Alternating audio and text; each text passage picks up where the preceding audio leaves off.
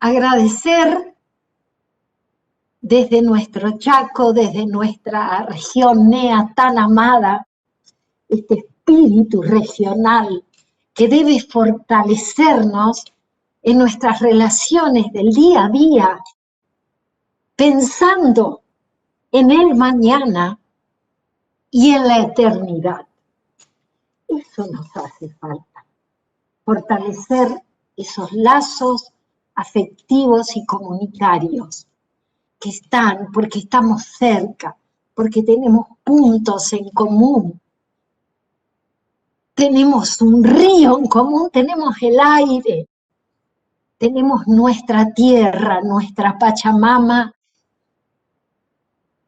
que nos cobija, que nos arrulla, que nos ampara, y que necesita tanto que la cobijemos como una madre. Nosotros, nosotras, nuestros hijos e hijas, hermanos que somos, fortaleciendo para nuestra argentinidad, y desde allí para nuestra América Latina, y desde allí para nuestra humanidad, fortaleciendo eso. El sentido de la hermandad, el sentido de la fraternidad, a partir de reconocernos legítimamente diferentes, personas irrepetibles, dispersas, y ahí está la riqueza de nuestro ser humanos y humanas. Gracias, Misiones, extraño tanto y amo tanto esta provincia. Alejandra, por tu rostro me estás escuchando y me hace feliz. ¿Saben que yo vivo enamorada de Misiones? Desde que era muy chiquita, desde que allá por los 10 años, junto a mis padres y amigos de mis padres, pude tener la oportunidad de conocer Posadas, luego Puerto Iguazú por esos caminos de tierra colorada, aquellos caminos y de llegar a esa maravilla de nuestras, con sentido de propiedad, pero de propiedad comunitaria, a la que haremos referencia. Y sobre todo, con sentido de pertenencia, de sentir que son nuestras y que debemos cuidarlas tanto. Amo a Misiones, lo saben muy bien, como amo a cada punto de mi país maravilloso. Pero en relación a Misiones es algo muy especial. Dicho esto y declarando mi amor. Esta es una declaración de amor que quiero hacerles a ustedes. Desde mi condición de humana, desde mi condición de argentina, desde mi condición de descendiente del pueblo indígena, porque hace 3 años, no sé qué ocurre allí, hay una interferencia, y no sé si me escuchan, pero desde hace 3 años aproximadamente, por esos secretos ocultos de familias, yo no sabía que corría por mi sangre guaraní, de parte, hasta lo que sé ahora, de mi bisabuela paterna, que vivió en Corrientes. Petrona Gómez, mujer indígena, yo no sabía. Y esto tiene que ver con mi identidad y con comenzar a descubrir y a reconocer que sabiéndolo no, corre. sangre indígena en nuestras venas. Y a partir de ello, debo pedir, como aprendí de mis hermanos e hermanas indígenas, a que cada vez que voy a referirme a la cuestión indígena, y particularmente al derecho constitucional indígena, y al deber que tenemos de garantizar el acceso a justicia de nuestros pueblos indígenas argentinos. Como nos manda la Constitución en el artículo 75, inciso 17, que tiene operatividad, que tiene fuerza normativa suprema y que debemos respetar y hacer cumplir. Porque en los tiempos más aciagos, en los tiempos más difíciles de nuestras vidas colectivas, trascendiendo incluso a lo laboral institucional, sabemos que en esos momentos, siempre, a no dudarlo, el derecho constitucional viene en nuestro auxilio. Y el derecho constitucional, y particularmente el ámbito del derecho constitucional indígena, nos ampara. Los ampara a nuestros pueblos y naciones indígenas. ¿Y saben qué? Basta de incoherencias, disfraces y discursos mentirosos. Está establecido en la Constitución con carácter supremo. Los reconocemos como pueblos y naciones indígenas en las convenciones internacionales que en virtud del mandato del 75, inciso 22, y concordantes, y del propio artículo 31, en el texto originario, esos tratados son parte de nuestro orden constitucional supremo. Con el permiso, como aprendí de nuestros hermanos y hermanas indígenas, voy a pedir permiso a nuestros ancestros y ancestras, reconociéndome como identidad indígena, para compartir con ustedes estas reflexiones. Generalmente, solo por excepción, y hoy es una excepción, comparto estas reflexiones acompañada de mis hermanos y hermanas. Siempre están a mi lado cuidándome. Aunque fuera ahora en estos tiempos digitales donde tanto extrañamos la presencia física, y sé que en un tiempo eso va a volver, cuando podamos. Mientras tanto, demos rienda a lo digital en términos de accesibilidad y sobre todo, que tanta falta nos hace. Demos rienda suelta a la espiritualidad. Porque durante mucho tiempo lo digital y hasta lo presencial, que vuelvo a repetir, no hay como lo presencial de mirar, poder mirarnos a los ojos, poder darnos ese abrazo sanador y sentirnos cerca. Eso es así, sin duda, y va a volver.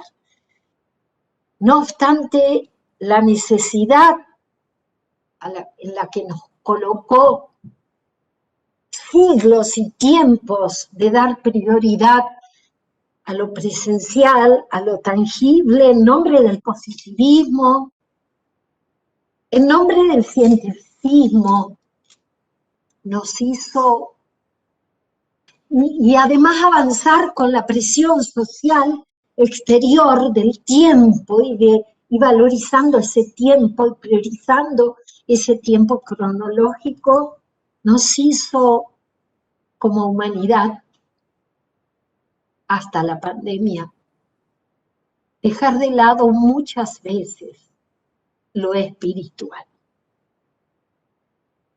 Es tiempo de volver a la espiritualidad, no como un mero discurso. Es tiempo de volver desde nuestras entrañas. Y nuestros pueblos y naciones indígenas nos enseñan que eso es así. Estoy aquí, les decía, como hermana, como argentina, como chaqueña, como abogada, como jueza integrante del Poder Judicial del Chaco, y flanqueada por estas tres banderas que desde un despacho austero, pero funcional y cómodo, con bienes materiales e inmateriales que no cuentan otras personas que integran el Poder Judicial de toda nuestra Argentina y a las que rindo mi homenaje cada día, porque este es un acto de amor y es un tributo que quiero hacerles a ustedes hoy. Y desde este lugar humilde, en el máximo cargo del Poder Judicial, doy gracias al Superior Tribunal, queridos colegas, queridas colegas nuestras, porque pensaron en mí, me demostraron que me quieren, no tanto como los amo yo, ahí también egoísmo, porque siempre en esto viene, cuando a mi madre, yo le decía, mamá, yo te quiero, yo te amo, y ella me decía, sí, pero yo te quiero más, así me decía, yo te quiero más. Bueno, yo los quiero más, porque amo la justicia, y porque me revelan, me enojan, y vuelcan en mí esa irracionalidad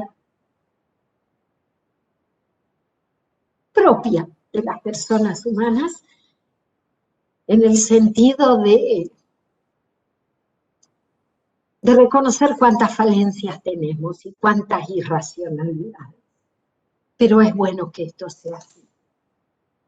Desde este lugar voy entonces a agradecer que hayan dado este tiempo, esta parte de este tiempo voluntariamente para compartir esto, que será algunas reflexiones de mi parte, y luego abrir en el diálogo fecundo para que podamos conectar.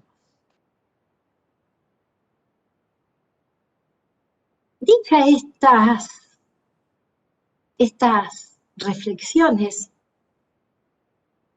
uno de los primeros factores, elementos, datos de nuestra realidad humana y de nuestra realidad en tiempos del planeta, y quizás también, lo desconozco, en tiempos de universalidad, porque siempre hablamos del mundo, no el mundo, nosotros somos el planeta, somos la Tierra, que es una parte chiquita del universo.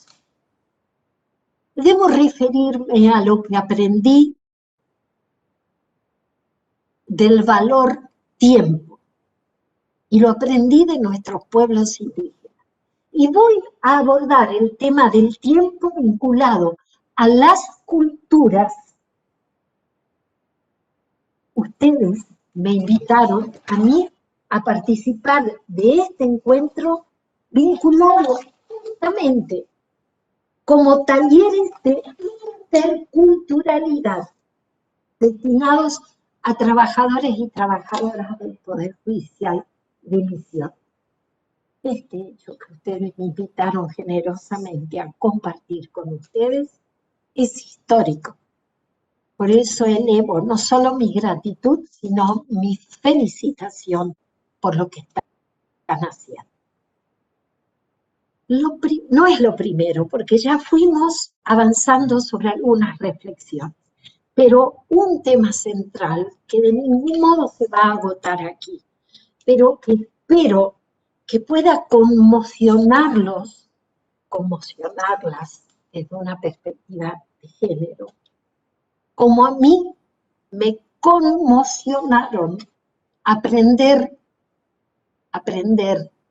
a compartir, de esto se trata, y a saber un poquitito del significado, del valor del tiempo.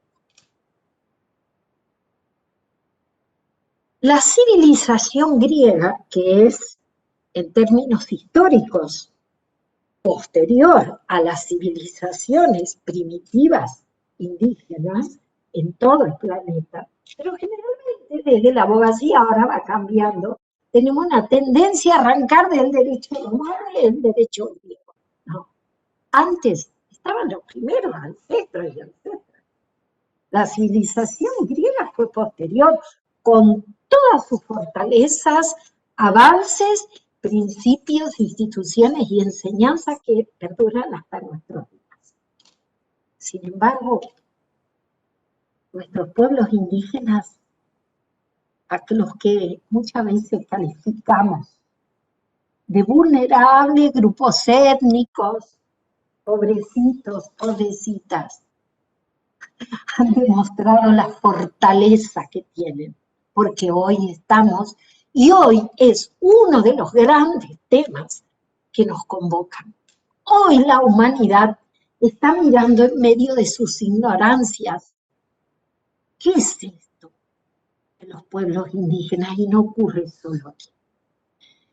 Pero la civilización indígena nos enseñó muy bien y se detuvo desde su ámbito de reflexión y desde el filosofar griego en diferenciar dos ámbitos del valor tiempo. Cuando ellos hablaban del tiempo, cuando las civilizaciones son masculino, por eso me corrijo, el tiempo de revisar y corregir. Utilizaban el vocablo tiempo para darle un sentido del cronos. El tiempo cronológico es el tiempo calendario, el tiempo hoy, 15 de marzo, así iniciamos, de esta tarde de 60 minutos de exposición y después abrirnos, ¿no? Y me dicen cuando estamos cerca de los 60 minutos, denme un poquitito más, pero ahí 60 para no cansarnos. Bueno, este es el tiempo cronológico, es un tiempo tirano, es un tiempo biológico, que tiene un comienzo y que tiene un fin. Y en esto decimos, ahí no hay que perder el tiempo. El tiempo pasa y hay lo único irrecuperable del tiempo. Sí, el tiempo cronológico es lo único irrecuperable. Hoy empieza, termina el tiempo finito. El tiempo del nacer, el Eclesiastés, y del morir. Los invito a leer más allá de los cultos. Ese texto maravilloso. Es el tiempo de la niñez, de la infancia, de la adolescencia a la infancia, para prepararnos hacia la adultez. Es el tiempo de la adultez y luego el tiempo de las personas adultas mayores. Yo soy una persona adulta mayor. Ese es un ámbito del tiempo. Hay un segundo ámbito del tiempo, siguiendo la civilización griega, que es el tiempo del kairos. Es el tiempo trascendente, que trasciende los relojes, el calendario, el tiempo biológico. Es el tiempo oportuno para hacer algo trascendente. Es el tiempo que nos deja huellas, que a veces coincide y es abrumado, porque el tiempo cronológico, esa presión social exterior que dijimos, a veces impide que nos detengamos en el tiempo de la reflexión, del kairos. Con el tiempo nos vamos dando cuenta lo valioso que fue el tiempo. ¿Por qué no fue allá cuando yo quería? ¿Y por qué fue después? ¿O por qué nunca fue? Ahora bien, Hay un tercer ámbito del tiempo que aprendí de nuestros pueblos indígenas, y es el tiempo indígena. El tiempo indígena, como nos enseñan, es un tiempo no lineal, puede ser o no causal, pero es un tiempo circular. Un tiempo circular no a la manera de un círculo cerrado, sino es un círculo en espiral, abierto. Tiene un inicio, un punto de partida, y se va abriendo, se va abriendo, se va abriendo y llega a un extremo inagotable. Ese tiempo indígena no es el tiempo de nuestra civilización, es otro tiempo, por eso ellos subsisten. Por eso en el lenguaje a veces decimos, no quieren trabajar, no tienen apuro, no se adaptan, mejor que no trabajen. Ellos saben en qué deben trabajar para mantener vivo al planeta. Ellos saben cómo, nosotros no. Cómo se cuida el río, al aire, al árbol. Ellos saben que para arribar o no en determinado tiempo a los consensos, a los acuerdos, hay que sentarse bajo el árbol y hay que sentarse circularmente. Y si es mejor descalzarnos, nos descalzamos. Por eso cuando nosotras, autoridades constituidas, pretendemos imponerles pautas de conducta que consideramos convenientes y necesarias, lo primero que hay que hacer, como lo manda la Constitución y el Convenio 169 y la Declaración Universal de Naciones Unidas y la Declaración de OEA, toda la normativa que ustedes saben que me voy a pasar y que ustedes saben más que yo, nos manda con carácter supremo. ¿Qué nos mandan? Esos pactos que nos obligamos a cumplir, nos mandan a bajarnos, a reconocer nuestras ignorancias y a que cada vez que vamos a tomar una decisión que puede afectar sus intereses, ya sea por medio de una sentencia, ya sea por medio de un decreto, de una resolución ministerial, de una ley en todos los ámbitos, ordenanza municipal, de una reforma constitucional, de un acuerdo internacional o regional, hay que abajarse y hay que hacer la consulta previa, libre, informada, de buena fe. Si no, lo que hagamos estará condenado al fracaso y no tendrá la legitimidad necesaria que debe tener toda decisión, aunque fuera legal, será ilegítima. Entonces, ¿cómo hacemos con el tiempo en ese ámbito de interculturalidad de la que somos parte? Analizando esto, les voy a transmitir desde la sociología, porque no estaba en el currículum, pero varios años, y agradezco tanto, fui docente de sociología. Debí dejar por un tema de incompatibilidad, pero la sociología debí elegir una de dos, y elegí el derecho constitucional. Pero a la sociología la sigo amando cada día más, y está acá. Y me enseñó a mirar antes de aprender un poquitito de la cuestión indígena, a hacer esto que ustedes proponen hoy, interculturalidad. Y desde ahí, ustedes recordarán cada una de las personas que está aquí, y si no, invito a que vuelvan al viejo del Ichinol. Eli Chinoy, ahí nomás, vayan, o a cualquier otro texto, pero Eli Chinoy lo explicaba así. Las distintas acepciones del vocablo institución, desde el mundo jurídico y trascendiendo al mundo jurídico, generalmente tenemos la tendencia a conceptualizar las ideas o los sentimientos, somos afectos desde la abogacía, a conceptualizar porque eso nos da seguridad sobre lo disperso y desordenado. Entonces, si definimos el objeto de estudio, ahora vamos a hacer referencia a el derecho constitucional indígena a través de algunas reflexiones.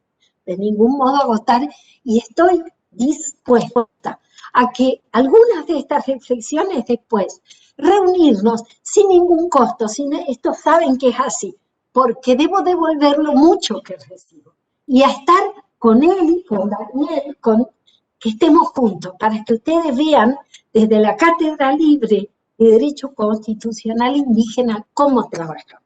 Bien, ¿y cómo aprendemos así, comunitariamente, y qué se puede hacer? Plantémonos, cuando hablamos desde la abogacía o desde otros ámbitos del saber, pero vamos a la abogacía, ¿qué son las distintas? Es decir, los conceptos tenemos la tendencia a decir, son instituciones. El contrato es una institución, las familias, porque hablamos de los derechos a las familias, no un solo tipo de familia. El Estado, las regiones, las provincias, pueblos indígenas, son instituciones. Bien, recordamos que cuando hablamos de instituciones podemos hacer referencia, sin agotar estas ideas, lo digo así, como un torbellino de ideas, podemos hacer referencia, primero, a las instituciones, recordemos esto, como pautas de conducta que regulan la vida de las sociedades y la vida de la tierra, porque las sociedades no somos solamente las personas sujetos y sujetas de derecho, los animales son sujetos y sujetas de derecho, el río, la naturaleza, las culturas son sujetos de derecho, porque hoy estamos en un tiempo de los bienes colectivos, y los bienes colectivos fueron siempre un valor, una necesidad y parte de su ser para nuestros pueblos indígenas. Y nosotros lo estamos haciendo tardíamente, allá desde la reforma del 94. Esto es lo que está. Y nos cuesta internalizar. ¿Cómo esto? Los bienes colectivos, la propiedad colectiva de la tierra, viene a chocar con la propiedad privada, viene a negar la propiedad privada, y estamos para nada. Todo es posible. Los pueblos indígenas también tienen derecho a la propiedad privada. Y el sentido de propiedad, el sentido constitucional es un conjunto de intereses apreciables que se pueden poseer. Eso es propiedad. La propiedad privada es un ámbito, sin duda, dentro de lo que es la propiedad en sentido constitucional, en sentido convencional. Volveremos, y para esto deberíamos sentarnos a hablar qué es la propiedad privada. Que repetir lo que me enseñaron y que estaba en mi potencialidad, mi ADN, y lo sentía, pero no lo podía compartir. Y ahora lo entiendo y lo comprendo bien. Entonces, cuando hablamos de instituciones, hablamos de las instituciones, recordemos bien, pautas de conducta. Las leyes son pautas de conducta. Las leyes, no solo las leyes jurídicas, no solo un código civil, una ordenanza, un código de procedimiento. Cuando hablamos de leyes, hablamos de pautas de conducta genéricas que las vamos reconociendo o no con el tiempo como que deben ser así. Y marcan procedimientos. No solo no estamos viendo referencia solo a las leyes jurídicas, ni menos a las normas jurídicas formales, en tanto pautas de conducta, instituciones emanadas del órgano pertinente, poder legislativo por regla, a través de un procedimiento formal de esta. Esas son las leyes técnicamente hablando. Acá hablamos de las instituciones como pauta de conducta genérica, entran todo tipo de leyes, entran los hábitos, los usos, la costumbre. Me detengo para decir lo siguiente. Aprendimos de nuestros pueblos indígenas el valor de la costumbre como fuente inmediata del derecho y particularmente en este caso del derecho constitucional y convencional en general y particularmente indígena. Yo aprendí, no me gusta decir yo, pero yo, porque debo dar testimonio. Y seguramente muchas de las personas que estamos aquí participando de este encuentro, que la costumbre era una fuente inmediata, indirecta, así nos enseñaban el derecho. No. La costumbre como manera de ser, de praxis que se repiten, se aceptan y forman parte de ese consenso, ese ponernos de acuerdo sobre ciertas pautas, que esas pautas de conducta a partir de la verdad y de la justicia conformen los consensos. ¿Eso qué va a permitir? Va a permitir que se cumplan esas pautas de conducta, le va a dar eficacia a esas pautas de conducta, le van a dar operatividad, porque si no la vamos a tener en la letra muerta de una constitución, de un tratado, de una ley o de una sentencia que no se cumple, Entonces no tiene operatividad. ¿Y para qué está? ¿Para qué nos sirve? Instituciones, pautas de conducta. En un segundo ámbito, cuando hablamos de las instituciones, podemos estar haciendo referencia a sujetos y sujetas que forman parte de nuestra interculturalidad. Sujetos y sujetas son organizaciones que se conforman a partir de las personas. Por ahora quedémonos allí, individual o colectivamente. Entonces, las instituciones, desde esta mirada, segunda mirada, están conformadas con un elemento que es el personal, las personas que le integran. No hablemos más de recursos humanos. Las personas no somos recursos, las personas somos humanas, ¿sí? Las personas que integran las instituciones, que marcan las instituciones, que dejan huella y trascienden. Cada persona que forma parte de una institución es irrepetible, porque los conceptos colectivos no significan negar la singularidad intransferible e irrepetible de cada persona humana. El segundo elemento de las instituciones personas, esto les voy a mandar, no se preocupen que les voy a enviar para compartir, son los bienes. Hoy le hice referencia a los bienes en este lugar. Bienes materiales e inmateriales. El prestigio, un celular, un edificio, un nombre, los bienes, materiales e inmateriales. El tercer elemento es la organización. ¿Cómo organizamos institucionalmente a estas personas que son organización? ¿Cómo organizamos esos elementos? ¿Cómo se organizan las personas en relación a esos bienes con los que disponen? Y el cuarto elemento es el ritual, las funciones, los roles, las actividades, cómo se manifiesta a través del dictado de una sentencia, de una ley, a través de un quehacer individual o colectivo. Esos cuatro elementos conforman las organizaciones o instituciones personas. El tercer ámbito de las instituciones, que no son excluyentes, son distintas maneras de concebir, son construcciones mentales e interculturales. El tercer ámbito es los órdenes o sistemas normativos, institucionales. Son los grandes temas de una sociedad en las cuales confluyen las instituciones pautas de conducta primera acepción, y las instituciones, organizaciones, personas, sujetos. Esos son los grandes temas. ¿Cuáles son? No se agotan, pero clásicamente decimos, ¿cuáles son los grandes temas que preocupan a una sociedad respecto de los cuales es necesario, es conveniente ponernos de acuerdo como proyecto de vida individual y colectivo, ir hacia allá, revisables, pero no podemos revisarlos cada 2 años. La reforma constitucional tiene que tener una pretensión de perdurabilidad, para eso debe estar dotada de legitimidad. Verdad, justicia, consenso, eficacia. Ahí se construye lo legítimo. Y ahora aplicado a esto, esos ámbitos, perdón, ¿cuáles serían? Seguridad, justicia, educación, salud, lo constitucional.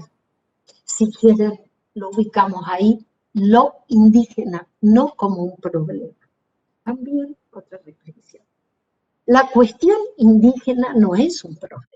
Lo aprendí Valle Charol, referente, mujer indígena valiente. En la cara, nos decía. Y a mí a la primera. Nosotros no somos el problema. Acá se dice el problema indígena. Son un problema. El problema indígena es la tierra, el territorio. Porque no reconocen los límites allá en el sur. No reconocen, ¿y cómo van a reconocer los límites de lo comunitario? Que lo comunitario no es, haré referencia, a que sea privativo de lo indígena. Lo comunitario es lo que nos manda la Constitución, que debemos cuidar y honrar por el pasado nuestro, por nuestro presente y para las generaciones que vendrán. Lo comunitario no es lo privativo indígena. No se trata de una propiedad privada indígena. Atención, porque en esto hay mucha confusión. Perdón la vehemencia, pero a veces escucho estos discursos, porque de estos temas tenemos que hablar los indígenas. Yo soy indígena, por eso hablo. Por eso hablo. Soy indígena. Y esto no es un discurso, esto fluye. Lo religioso, sin duda las creencias, cuando vivimos en una sociedad donde, aun con todas las falencias, podemos creer o no creer, hay libertad de creencia, aunque a veces esté afectada, sí. Y podemos elegir practicar o no un culto, no conocemos sociedades en las que esto no es posible. Son tantas cosas que debemos valorar.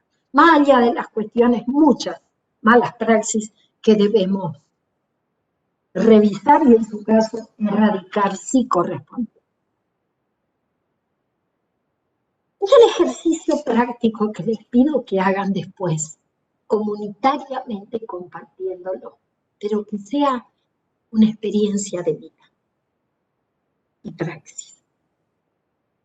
Plantémonos en cada uno de los ámbitos de nuestros saberes y quehaceres interculturales, que no se agotan en la cuestión indígena, porque hacernos cargo de tantas violaciones a derechos humanos en democracia nos debe avergonzar. Decir en este mes, como lo digo siempre, nunca más a dictaduras cívico-militares, a golpes de Estado y gobiernos de facto. Nunca más, reconociendo que fue y sigue siendo parte de nuestra identidad. Nunca más. Pero para eso debe ser parte de nuestra memoria. Y nunca más a tantas violaciones a derechos humanos en democracia. Un claro ejemplo lo vemos en nuestros pueblos indígenas. Adicciones, siniestros viales, violencia contra la mujer, violencia doméstica, violencia de género, violencias institucionales, mediáticas, violencias.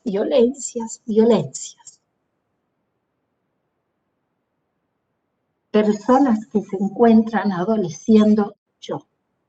Si la pandemia a no dudarlo, afectó nuestra salud mental y espiritual.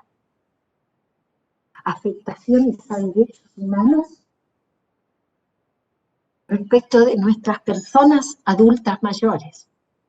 Violaciones a derechos humanos respecto de nuestra niñez, adolescencia. Estoy en la sala penal este año porque vamos rotando. No me gusta un superior tribunal dividido en salas. No me gusta. Ustedes trabajan bien, en pleno misiones, los aplaudo. Nosotros no. Aunque mis colegas piensen diferente, pero tengo derecho a disentir. Este año estoy en sala penal. Y todos los años, en estos casi 7 años que se cumplen en mayo, que accedí al Superior Tribunal de Justicia, estuve más integrando sala penal con algún colega o colega que la sala civil, que es lo mío y es lo de tantos años, pese a todas las reformas. Bien, el mayor número de causas, y a ustedes les debe pasar lo mismo, abusos intrafamiliares crónicos. Traslademos todas estas violaciones a derechos humanos al tema indígena. Entonces decimos, hombres y mujeres vulnerados, no vulnerables, vulnerables somos nosotros por nuestras ignorancias. En situación de vulnerabilidad, no los tratemos pobrecito, pobrecita, colocándonos en esa situación, pobrecitas nosotras con tanta ignorancia. Y planteémonos, particularmente respecto de la cuestión indígena, como parte de violación a derechos humanos en democracia, cómo estamos en estos ámbitos institucionales, cómo estamos. Y ahora veamos el Poder Judicial, veamos la familia, veamos el grupo de amigos, veamos las organizaciones de las que formamos parte, cómo estamos frente a la cuestión indígena, sin mentirnos, con coherencia, porque es tiempo de revisión de modos de pensar, de sentir, de decir. Por eso, ahora hay una moda, está muy bien que haya modas. Creemos que por hacer un posgrado, una diplomatura, ya somos especialistas en derecho indígena. Waldemar, gracias por lo que me dijiste que soy especialista en no sé. Soy un aprendiz. ¿Qué voy a ser especialista? Si tanto ignoro. Y fui aprendiendo como a ellos les gusta aprender y a ellas les gusta aprender. Entonces, ahora, ¿qué tengo que hacer? Elevar mi voz. Entonces, acá no vayamos a cometer este error. Me pido con toda humildad y honestidad. No cometamos el error de creer que porque le dediqué un tiempo, estudié algún tema de derecho constitucional indígena, me apasioné, yo ya puedo ser una especialista, ir a dictar clases, no. Las clases de derecho constitucional indígena, como pasa con la cátedra libre, tienen que ser dictadas por los indígenas y las indígenas. Y nosotros como docentes acompañar, abrir, sentarnos a escuchar con infinita paciencia y aprender. Y luego que me facilitan generosamente este espacio, transmitir. ¿Cuántos temas de derecho indígena fuimos examinando así? De esta manera, como nos enseña. Cosmovisión. Miren cuánto fuimos viendo. Cosmovisión. ¿Qué es esto de la cosmovisión? Sentirnos parte. Y que esto no sea la visión de la cosmovisión indígena, un tema de lo indígena. O que yo, que como algo estudié o algo aprendí, o me tocó un fallo. No. Tengo que aprender y para eso tengo que desaprender y deconstruir tantos discursos, preconceptos que están metidos en mi ser. ¿Cómo nos enseñaban el derecho? Vamos a introducción al derecho, nos vamos a la sociología, esto es interculturalidad. ¿Cómo nos enseñaron el derecho? y el conocer en todos los ámbitos. Allá en Introducción al Derecho, a través de un sujeto masculino, con un redondito, la cabeza, el cuerpito, los piecitos y los bracitos, así estaba paradito, con un camino que era el método lineal, causa-efecto, y ahí enfrente estaba el objeto que estudiaba. Y era necesario centralizar el objeto, y en las materias que íbamos a rendir, objeto, sujeto, método. Así nos enseñaban, así enseñaba yo. Cuando me recibí empecé, así aprendimos el saber, y es una gran mentira. ¿Saben por qué es una gran mentira? Aunque nos haya ayudado desde el positivismo, y honro y aplaudo a mis profesores, a los docentes que nos enseñaron así. ¿Y por qué nos enseñaron así? Yo también lo enseñé. Así enseñaba sociología, o aprendía sociología.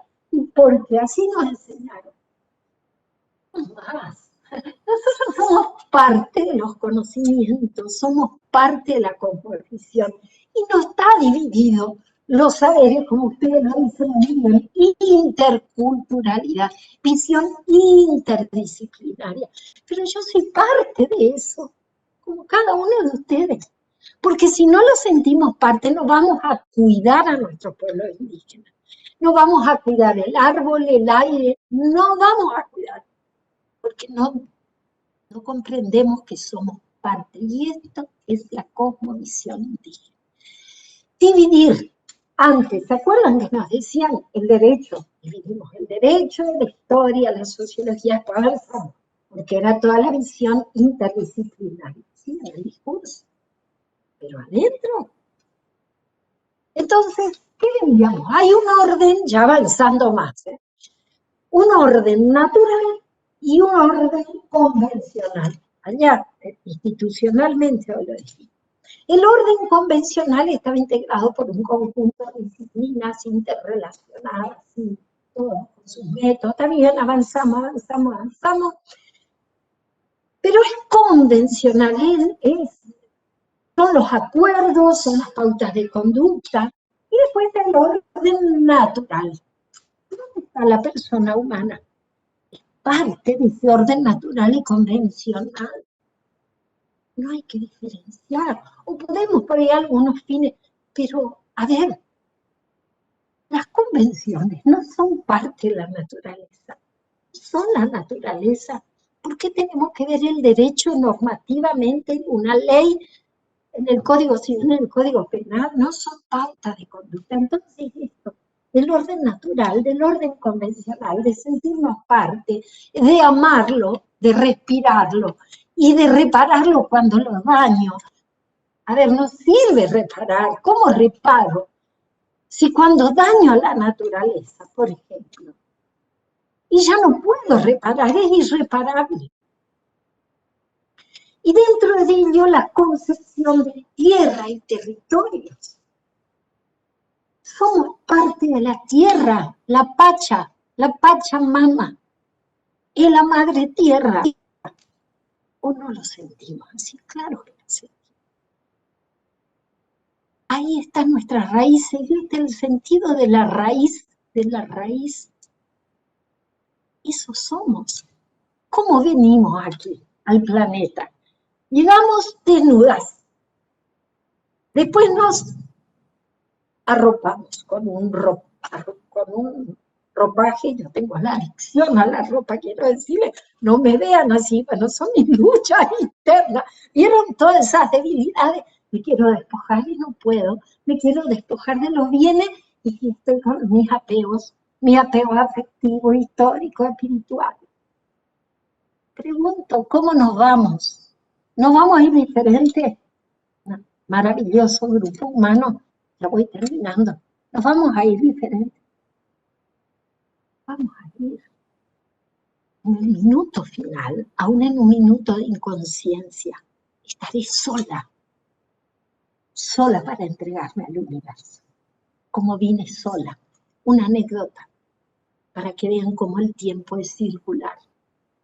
Este lugar en el que estoy, que es la oficina, que me asignaron el Superior Tribunal de Justicia para que vean cómo es todo. Blanqueada con las banderas nacional, argentina, chaqueña y la huipala indígena, mis protectoras.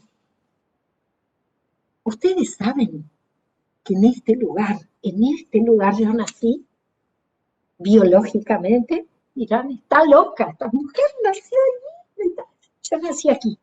Porque acá, miren dónde estoy. Estoy aquí. Porque aquí funcionaba el Sanatorio Chaco, que ahora está enfrente, Brown López y Plan. Y yo nací aquí. ¿Y saben cómo nací? Nací muerta. Porque mi madre, era su primera hija, mi madre, en un parto mío, porque parí, estaba muerta, con sufrimiento fetal terrible. Yo nací ahogada. Y en ese entonces, después se ha vuelto a esto, se ha vuelto mucho. ¿Cómo nacían los bebés? Yo, 1958, 19 de enero. Después de un sufrimiento terrible fetal para mi madre, de todo un día de sufrimiento hasta las 19 horas, las abuelas acompañaban los partos, los nacimientos, los alumbramientos, y mi abuela, mi bisabuela Isabel, española, mi bisabuela era comadrona, como se le decía, y ella acompañaba, la llamaban a asistir a los partos. Entonces, mi mamá era su abuela materna. Como la mamá de mi mamá, que yo no conocí, había fallecido en el mes de octubre.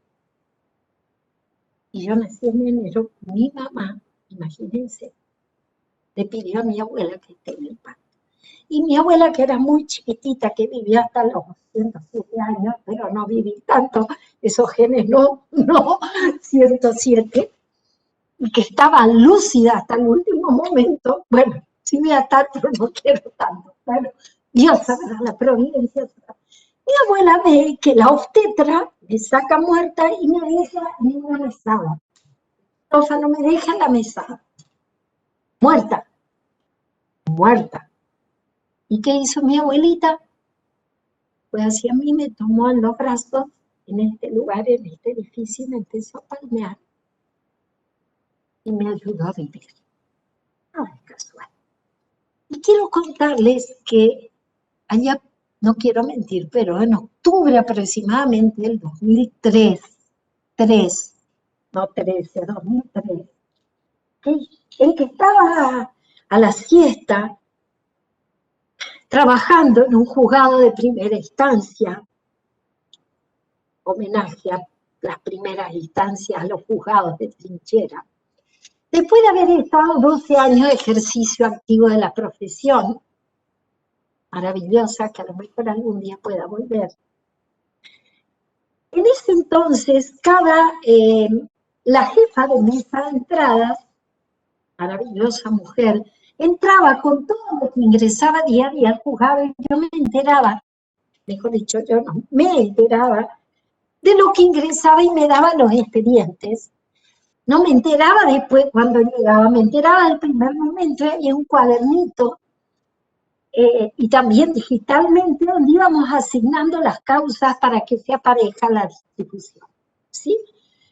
Por complejidad, por materia, así hacíamos la distribución. Y en esa siesta chaqueña de octubre, que estaba estudiando el expediente, ella ingresó con la secretaria también, la escribana Norma. Mi homenaje a Alicia, amiga que me siga acompañando y espero por mucho tiempo más. Y ellas dos ingresaron con los expedientes, así está inolvidable. Y entre los expedientes estaba siempre un amparo que entraba, porque los juzgados elegían los juzgados.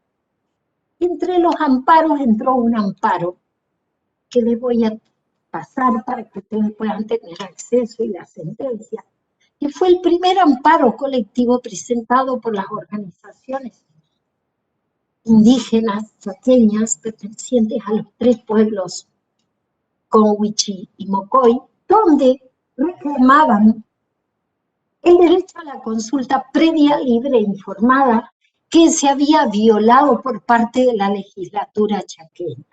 En aquel entonces se había dictado una ley de bosques con una consulta formal a algunas agrupaciones,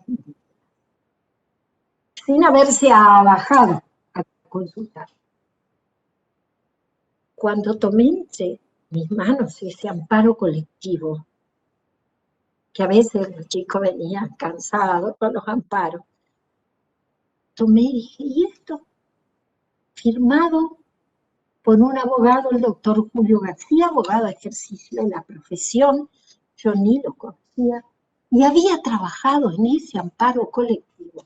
No recuerdo si lo había firmado o no, pero había trabajado nuestro Ricardo Altave, a quienes los pueblos indígenas le pusieron el nombre de la cátedra, que fue mi alumno en sociología, no en derecho constitucional, transgresor, rebelde, inteligente, audaz, sensible. Nunca obtuvo el título de profesor formal, pero fue, a no dudarlo, el mejor docente, y él sí, el idóneo. Docente en la llanura, en el fango, en el monte, en la ciudad, en el asfalto. Mi homenaje a Ricardo, siempre vivo. Y él había trabajado en este amparo colectivo. Y ahí, ¿saben qué? ¿Qué es lo que les pido? Seamos y reconozcamos las ignorancias que tenemos sobre esta cuestión. Por eso estamos hoy aquí, compartiendo. En mi caso, y doy testimonio, docente de Derecho Constitucional desde que obtuve mi título de abogada en 1981. Docente, estoy hablando, ya era adjunta en ese entonces. Adjunta de fue atravesar toda la vida. Al año 2003 que esto aconteció. ¿Cuántos años de docente? ¿Cuántos años de abogada? Los mismos que de docente. ¿Cuántos años de jueza? Juececita, como a mí me gusta decir. Juececita de trinchera, con todo mi honor. Desde el 93 al 2003 eran 10 años. Y yo que era una ignorante, se va terminando. Yo que era una ignorante, yo docente constitucional con la reforma del 94. El derecho constitucional indígena era un puntito del programa, recuérdenlo, nada más. Pero no solo que era la ignorancia. Y cuando empezamos a hacer la jornada de homenaje, que tuve la iniciativa Formosa, de homenaje a Ricardo Altave, y ahí dijimos, vamos a hacer en Chaco, porque él era chaqueño, y vamos a hacer en su facultad en Corrientes, que lo publicó. Y así surgió, y luego fue el antecedente de la cátedra. Y recuerdo cómo Quito Galeana, el profesor Quito Galeana, que él formaba parte de una cátedra libre, dijo, ¿por qué no hacen una cátedra libre? ¿Qué? Dije, una cátedra libre, que es libre y no se la pueden obsetar, porque son libres nuestras naciones, porque somos libres en nuestra humanidad, porque somos agentes libres. Así surgió. Y así abrimos esos espacios y les pido que nos inviten, no a mí, como cátedra, digitalmente estaremos, y ustedes estarán maravillados de ver, porque va a ser un antes, un después. Que conozcamos las ignorancias que tenemos. ¿Cómo estamos con tiempo? Porque quisiera, y después abrir para interactuar. Quisiera hacer rápido. ¿Estamos en el tiempo? Estamos en tiempo, doctor. 5 minutos. Y lo dejamos con más ganas para el próximo encuentro, porque se darán cuenta ellos. ¿Qué nos plantea nuestros pueblos indígenas y el derecho constitucional indígena.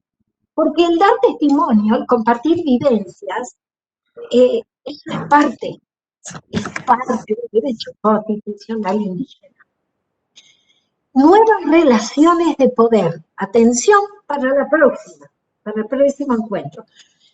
Se caen las estructuras de poder jerárquicas, los altos cuerpos. No estemos lejos, hay que construir, debemos construir, por eso deconstruir, para reconstruir de otra manera. Nuevas relaciones de poder, horizontales, no más verticales. Esas estructuras cuesta instalarlas y después se derrumban, se caen, como el prestigio que tanto cuesta, el buen nombre, la honra de las personas, y basta un error o una desinformación, se derrumba. Eso que nos costó tanto. Entonces, atención, nuevas relaciones de poder horizontales, recuerden, verdad, justicia, consenso eficaz. Nuevas relaciones de poder más auténticas, a bajarnos, humildad, trabajadores judiciales, no sabemos, encima estamos en instancias de grandes cambios de todo tipo, en lo civil, en lo penal, en todos los ámbitos, en lo constitucional, en lo convencional. Esto supone participación real. No puede concebirse el derecho constitucional indígena sin hablar de la real participación en esos términos.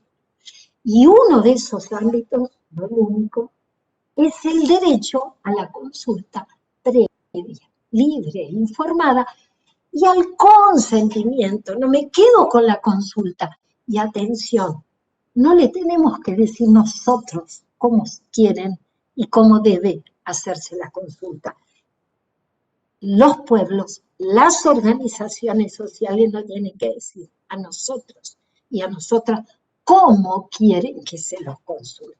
No imponer esas pautas de conducta. Recordemos, son pueblos indígenas argentinos, somos, lo digo, preexistentes al Estado Nacional, Provincial, Municipal, preexistentes a la nación argentina. Ejemplo de error y termino. Juicio por jurado y jurado indígena, porque para esto tenemos que juntarnos a hablar, porque es el primer caso que tenemos conocimiento internacionalmente de un jurado indígena. Error de la legislatura chaqueña y del Ejecutivo. Sancionaron a una ley, regularon la cuestión indígena y se olvidaron de consultar si los pueblos indígenas querían ser jurados, juzgados a través de jurados indígenas. Como estamos dando vuelta ahora esto desde el Poder Judicial con el acompañamiento de la Cátedra Libre, que agradecemos porque yo integro la cátedra, pero integro el Superior Tribunal. A ver, entonces vamos a salvar esto diciendo, antes de la implementación del jurado indígena, vamos a consultar. No, debieron hacerlo antes. Y esto es lo que estamos trabajando, en esto estamos trabajando hasta que vino la pandemia. Y nos quisieron apurar desde las autoridades y desde el propio Superior Tribunal de Justicia. A ver, bueno, pero tenemos que hacer el jurado indígena. No, no son los tiempos, porque no entendían esto de los tiempos.